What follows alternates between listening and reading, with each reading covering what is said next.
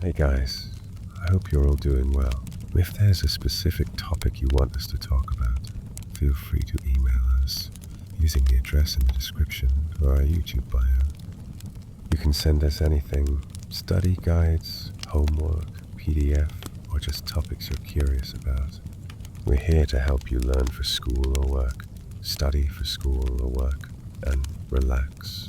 So please send us topics as we will go into further detail about them, hoping for you to get a better understanding. Now please enjoy the video and comment on where you're watching it today. I wish you all the best and enjoy. Okay, let's unpack this. Think about that moment when you tear open the wrapper of a Reese's peanut butter cup. That distinctive crinkle, the scent, that chocolate and peanut butter, and then that glorious first bite. It's not just a candy, is it? It's like an experience ingrained in our collective memory, instantly recognizable and, beloved by millions. But have you ever stopped to wonder what truly goes into creating that perfect, distinct experience, bite after consistent bite? It's a profound question, really, because what feels like a simple, spontaneous indulgence is in reality a marvel of meticulously engineered food science and industrial precision. Right.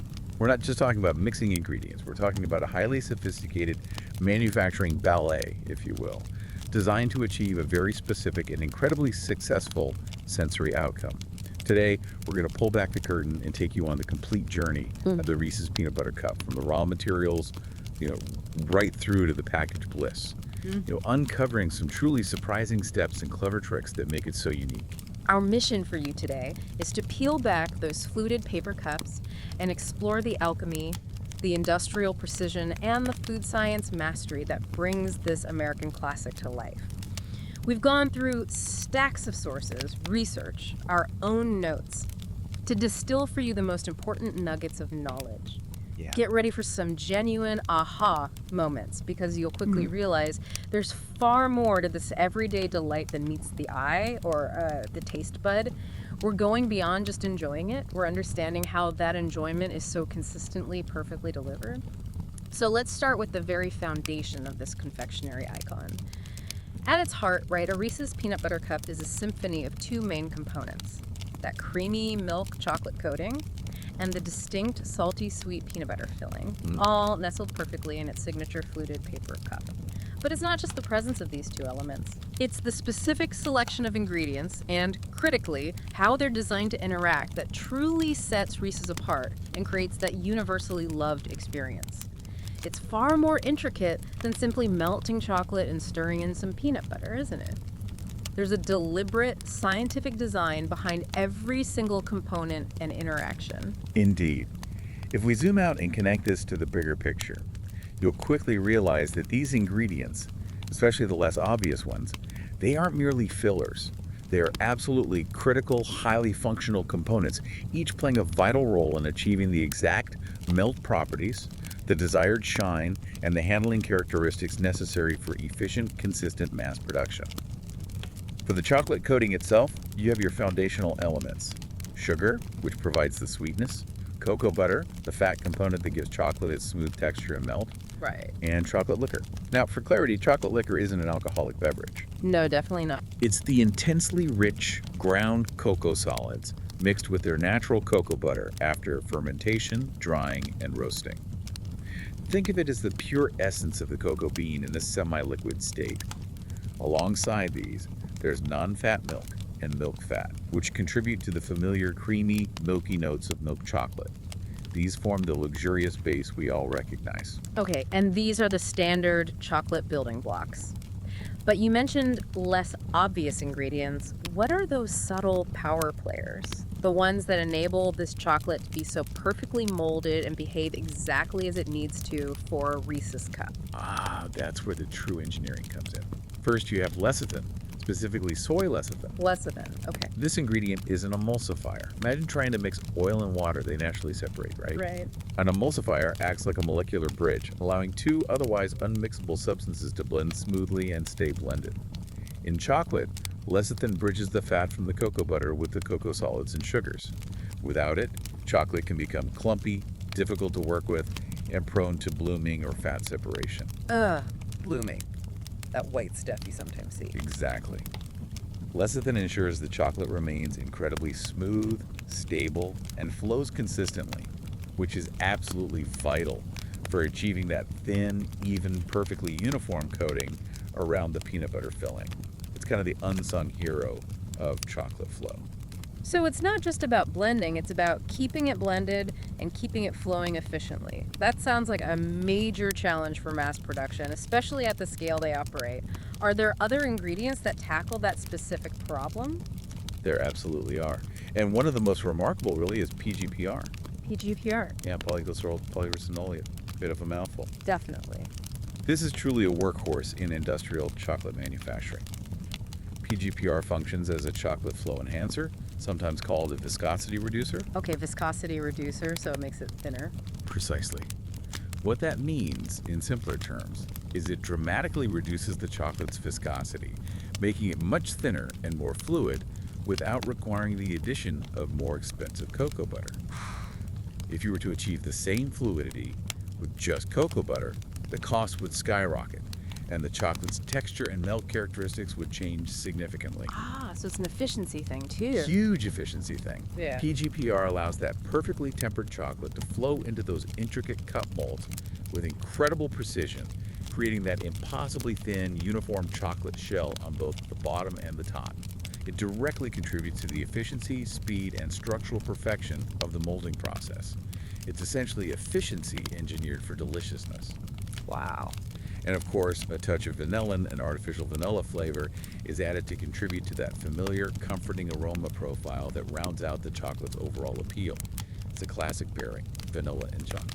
It's incredible how two seemingly minor ingredients, lecithin and PGPR, are so utterly vital to both the structural integrity and the sheer manufacturing speed of millions of these candies. It's not just about flavor, it's about making the candy work on an industrial scale. Exactly. Now, shifting to the other half of this dynamic duo, the peanut butter filling, you might expect just peanuts. But like the chocolate, it has its own unique combination of ingredients specifically chosen for their role. We're talking roasted peanuts, sugar, dextrose, and salt. And just like the chocolate, the peanut butter filling isn't left to chance. It also features specific additives designed for shelf stability and that very distinct texture. You'll find TBHQ. TBHQ. Yeah, tertiary butyl hydroquinone. While it sounds incredibly scientific, its function is quite straightforward. It's a powerful antioxidant and preservative. Okay, so it stops it going bad. Basically, yeah. Its job is to maintain the freshness of the peanut butter by preventing the fats within the peanuts and oils from oxidizing and going rancid over time. This is critical because rancidity would produce off flavors and odors, spoiling the product. TBHQ significantly extends the shelf life of the Reese's cup, allowing it to sit on store shelves for months without impacting its characteristic flavor profile. It ensures that the first bite is just as fresh as the day it was made, pretty much. So it's essentially an invisible shield for freshness. That's pretty clever. And you also mentioned hydrogenated vegetable oil. How does that play into the peanut butter's unique character? Right, hydrogenated vegetable oil plays a very specific and crucial role, primarily in achieving the desired texture and critically enhancing shelf stability by preventing oil separation. Like a natural peanut butter where the oil sits on top. Exactly that. If you've ever bought natural peanut butter, you know how the oil can separate and rise to the top, requiring a good stir? That's a natural phenomenon of peanut oil. In a Reese's cup, that separation would be disastrous. Hydrogenated oils have undergone a process that solidifies them at room temperature. This keeps the peanut butter filling consistent, preventing oil from leaching out into the chocolate or separating within the cup. It maintains the filling's structural integrity and ensures that consistent, non-oily texture that is so essential to the Reese's experience. And this brings us to one of the most ingenious design choices, the peanut butter's texture itself. Right. This is fascinating. This raises an important question. Why not simply use regular creamy peanut butter, which is what most people expect? Yeah, why is it kind of crumbly? The answer lies in the engineering of the bite. What's truly brilliant about the Reese's filling is that it's purposefully crumbly and dry, rather than the smooth, oily texture you typically associate with off-the-shelf peanut butter. This isn't an accident or a shortcut. It's a highly deliberate design decision, a core piece of the Reese's puzzle. There are two main reasons for this. First, it prevents oozing. When you bite into a Reese's cup, the crumbly nature of the filling means it won't squish out the sides in a messy way, keeping the experience clean and enjoyable. And second, and perhaps even more importantly from a sensory perspective, it provides a distinct textural contrast. That slightly dry, granular texture contrasts sharply with a smooth, creamy, melt-in-your-mouth chocolate shell, creating a delightful interplay that significantly enhances the overall sensory pleasure. It's the very essence of the unique Reese's mouthfeel that makes it so satisfying and so different from other chocolate peanut butter combinations. It's a key part of why it truly works. That focus on mouthfeel is such a brilliant detail. It's not just two great tastes, but two perfectly contrasting textures that make the whole greater than the sum of its parts. It makes you realize how much thought went into every sensory aspect. Now, here's where it gets really interesting, I think. The journey to that perfect peanut butter filling starts long before it meets the chocolate. It begins with the peanuts themselves, from their careful selection right through to that absolutely critical roasting stage. It's a testament to how every single detail, even at the raw material level, is meticulously controlled to ensure the final product is consistently excellent. It truly is. A key takeaway here is how much science and precision go into just roasting a peanut for this specific purpose. The first and foundational step, of course, is peanut selection. The Hershey Company, as the parent company of Reese's, relies on high-quality, U.S.-grown runner peanuts. Runner peanuts, okay. These aren't just any peanuts. Runner peanuts are prized for their uniform size, which ensures consistent roasting, and their consistent flavor profile, which is crucial for the finished product. Imagine if different batches tasted wildly different. That wouldn't be the consistent, reliable Reese's experience consumers have come to expect and love.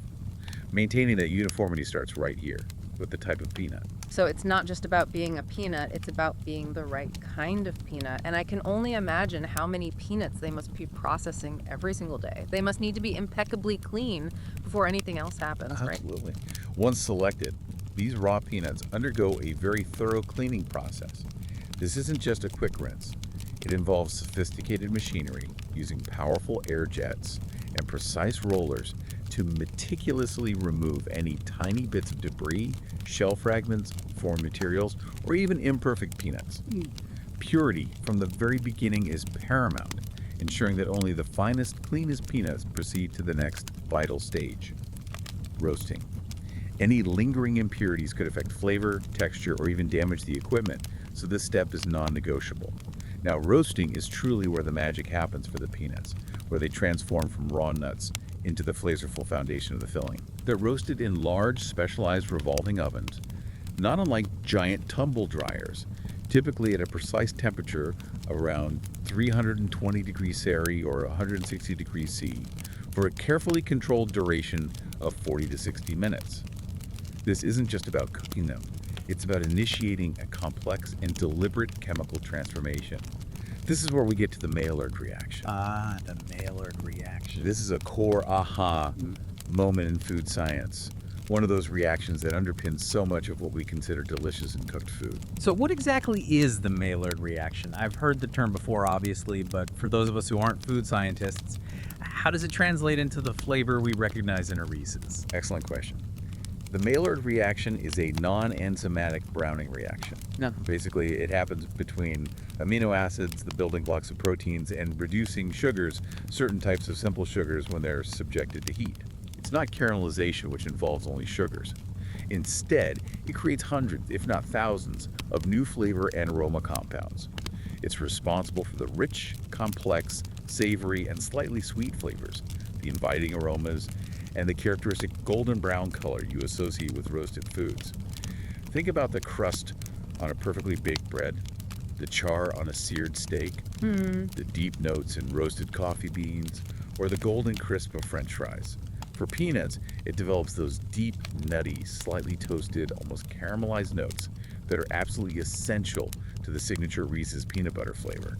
It's what transforms a raw, somewhat bland peanut into a powerhouse of roasted deliciousness. And then, immediately after this precise roasting, the peanuts are rapidly cooled. Why rapidly? This rapid cooling is critically important for two main reasons. First, it stops the cooking process dead in its tracks. If they were allowed to cool slowly, the residual heat within the peanuts would continue the cooking, potentially leading to overcooking, a burnt taste, or a loss of those carefully developed Maillard flavors. Okay. Makes sense. Second, rapid cooling locks in that optimal flavor development and helps maintain consistency from batch to batch. It ensures that the flavor profile developed in the oven is precisely the flavor profile that ends up in your Reese's cup. It's remarkable to consider the chemistry happening inside those ovens, all precisely controlled for that specific flavor, texture, and aroma. From those perfectly selected and roasted peanuts, we then move to the creation of the distinct peanut butter filling itself, which, as we've established, isn't your average spread you'd put on toast. Right. It's built for a very specific purpose. That's right. Once roasted and rapidly cooled, the peanuts embark on the next phase of their transformation. Grinding. They are sent through industrial grinders. And when I say industrial, I mean powerful machines far beyond any kitchen blender you might imagine. Yeah, I bet. These grinders pulverize the roasted nuts, typically using large rotating abrasive plates to produce a smooth, consistent paste. This initial paste is still very much a raw material, not yet the crumbly, dry filling we know in a Reese's cup. It's just the first step in creating the foundational texture. The fineness of this grind is precisely controlled to ensure the desired starting consistency before other ingredients are added. The next crucial step, which truly defines the Reese's filling, is mixing. The ground peanut paste is carefully combined with other key ingredients in large, precise mixers. Sugar and dextrose, a type of simple sugar, are added to provide that characteristic sweetness that balances the savory peanut flavor and contributes to the overall appeal. Dextrose, is that different from regular sugar? It's a type of sugar, often used for specific texture and sweetness profiles in food processing. Then salt is included not just for its own taste, but critically for flavor balance to enhance the other flavors present, making them pop and to cut through the richness. And then we reintroduce those hydrogenated vegetable oils we discussed earlier. Yeah. Here, they're not just for preventing oil separation, they are absolutely vital for achieving the unique, dry, and crumbly texture we're aiming for, contributing to its structural integrity. So it's at this mixing stage that they really start to tune that unique peanut butter texture we talked about earlier. It sounds like a delicate balance. It absolutely is. Yeah. And this brings us back to the texture tuning. And it's worth reiterating and expanding on this crumbly and dry nature of the filling because it's such a fundamental aspect of the Reese's experience. Yeah, it really defines it. Most people expect peanut butter to be smooth, sticky, and somewhat oily, the kind that might ooze out of a sandwich. But Reese's deliberately breaks that mold. This particular texture is purpose-built, carefully engineered. It's designed specifically so that when you bite into the cup, the filling doesn't ooze out or become messy, it holds its form. And perhaps even more importantly, it creates that crucial textural contrast with the smooth, creamy chocolate shell. This is where that distinct Reese's mouthfeel truly begins to take shape, that delightful interplay between the firm, slightly granular peanut butter and the melting chocolate, which is a signature part of the Reese's experience. It's a deliberate design choice that defines the candy, elevates the sensory experience, and distinguishes it from any other chocolate peanut butter combination on the market. It's really a masterpiece of textural engineering. That attention to mouthfeel, to that distinct textural dance in your mouth, is such a brilliant detail. It's not just two great tastes, it's two perfectly matched textures that make the whole greater than the sum of its parts. It's truly a testament to thoughtful food design. Now let's shift our focus to the other star of the show, the chocolate. You might think melting chocolate is simple, right? Something you do in a double boiler at home. If only it were that simple at scale. But for Reese's, it's a science unto itself, involving a precise and intricate process called tempering. This is where the chocolate gets its iconic snap, its glossy shine, and its stability. Right.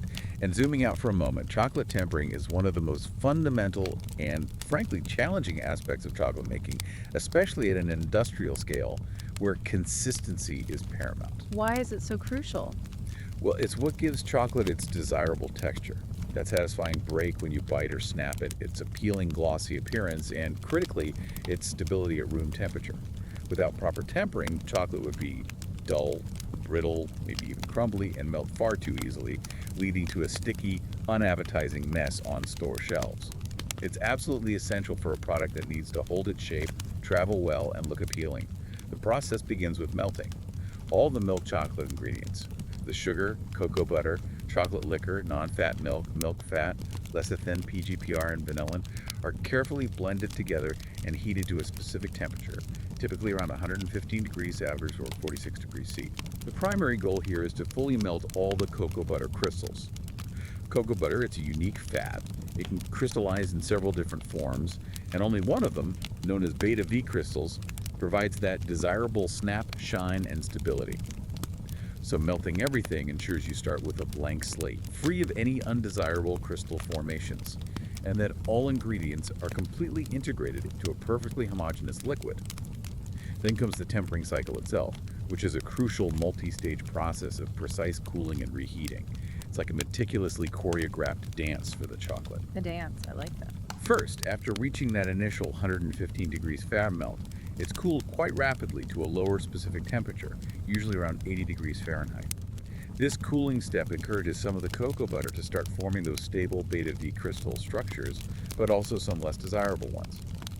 Then, and this is the critical part, it's reheated, but only slightly, to a precise working temperature of about 88-91 degrees Fahrenheit.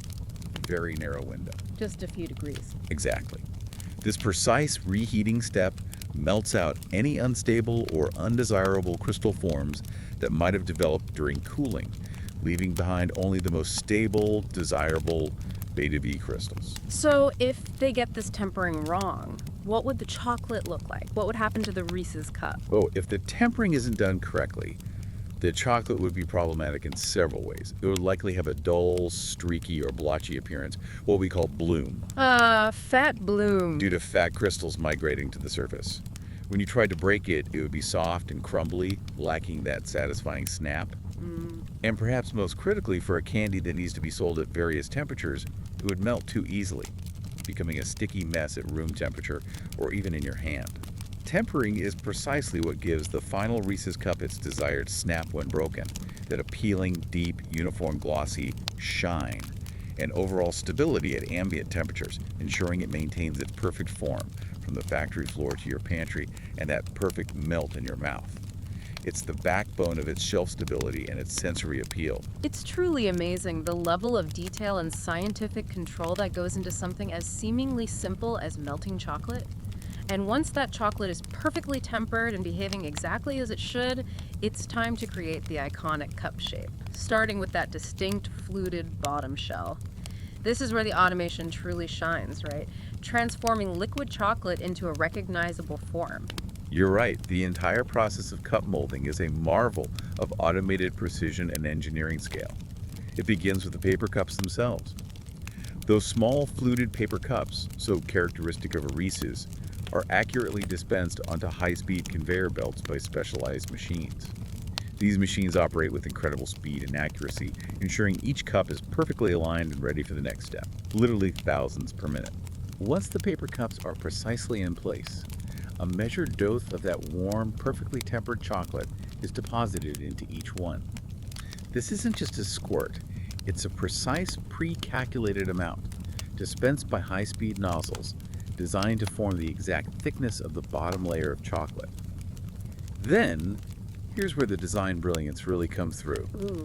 The tray or conveyor belt holding the cups rapidly vibrates or spins. Spins! Yeah, this action, often referred to as spinning or shell molding, causes the liquid chocolate to spread evenly up the sides of the paper cup, creating that consistent, fluted chocolate coating that will cradle the future peanut butter filling.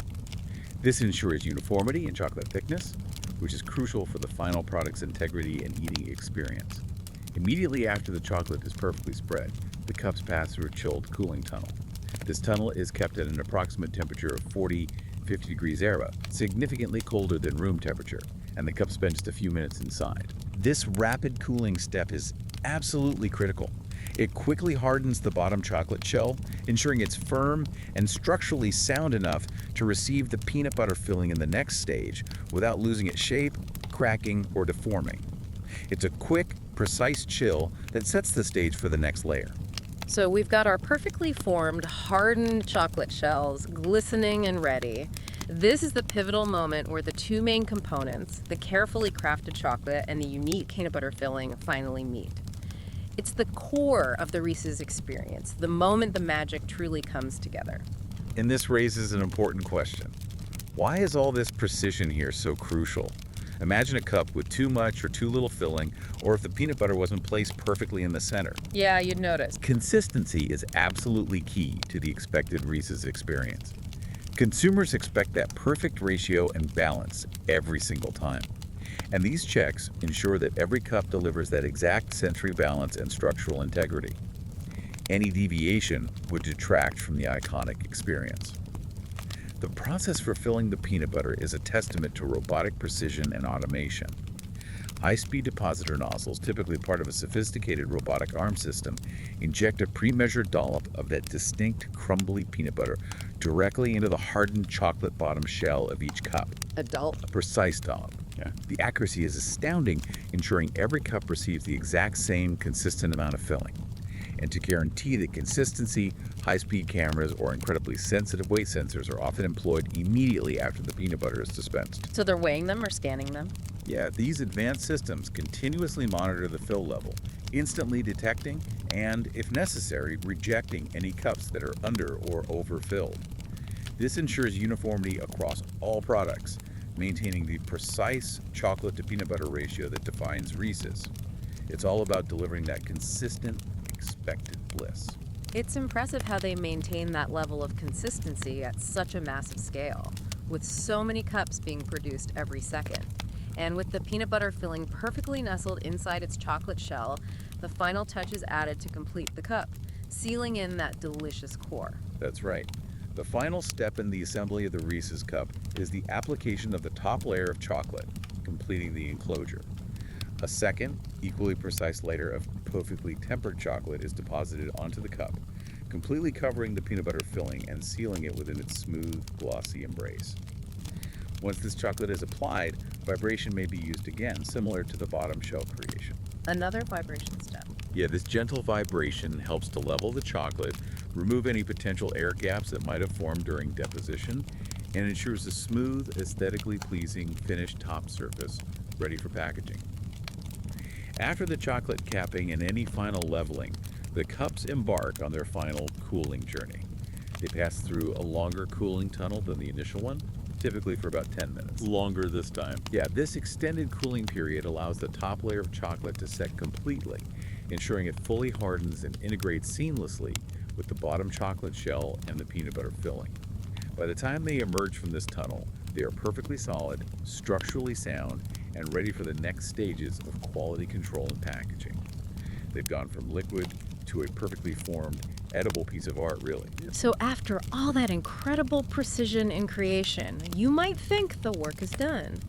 But ensuring every Reese's cup is perfect, from its taste to its look, involves rigorous quality control that extends right up to the moment it leaves the factory floor and makes its way to you.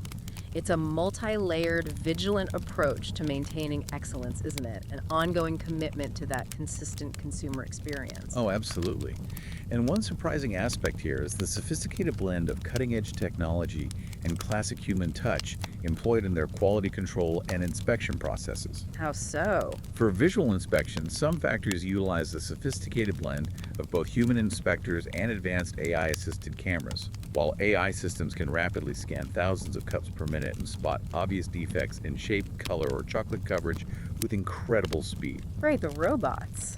Human inspectors can catch more subtle issues or anomalies that AI might miss, especially those related to aesthetic appeal, minor blemishes, or specific product nuances that only a trained human eye can truly evaluate.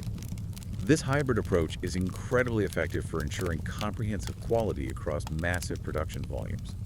Beyond just visual checks, precision is rigorously maintained through technologies like scales and laser contouring. Laser contouring. Yeah, These systems accurately measure the weight of every single cup, ensuring correct portioning and preventing variations from the advertised weight, which is important for consumer trust and legal compliance.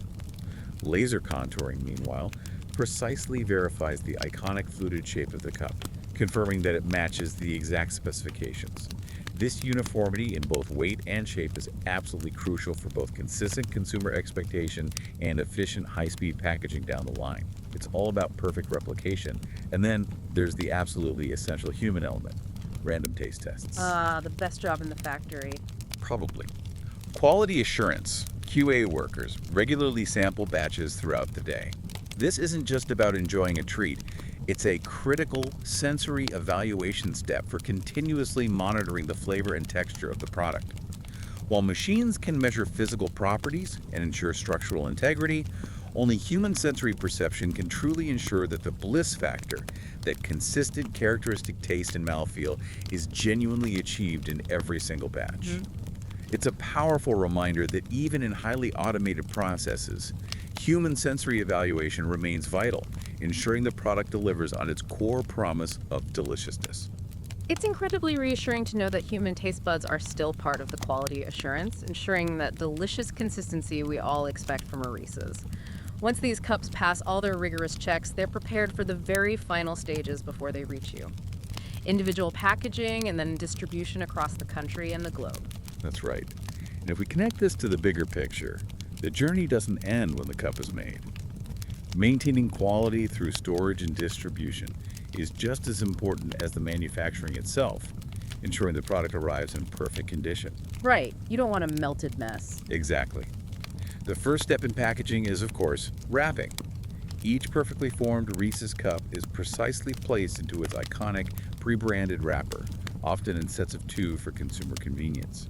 These wrappers are then sealed via a combination of heat and pressure, ensuring the product remains fresh, protected from contaminants, and maintains its aroma. Simultaneously, during this wrapping stage, critical information is printed on the wrapper. Batch coding. This includes expiry dates and unique batch numbers. For traceability. Yes, exactly. Traceability is incredibly important for food products. It's a vital safety measure. If there's ever an issue with a specific batch, these codes allow the manufacturer to quickly identify precisely where and when those products were made, facilitating rapid recalls or investigations and ensuring consumer safety and trust. It's a robust system of accountability. After individual wrapping, the cups are then moved into larger containers. High-speed robotic arms, or sometimes human packers depending on the specific line, meticulously place the wrapped cups into boxes or trays. These larger units are then sealed and stacked, ready for the next phase of their journey to market. This stage is also highly automated to handle the immense volume of products efficiently. From the factory floor, these boxes are transported to carefully controlled, temperature-regulated warehouses. Reese's cups are stored at around 60-70 degrees Fahrenheit. So cool.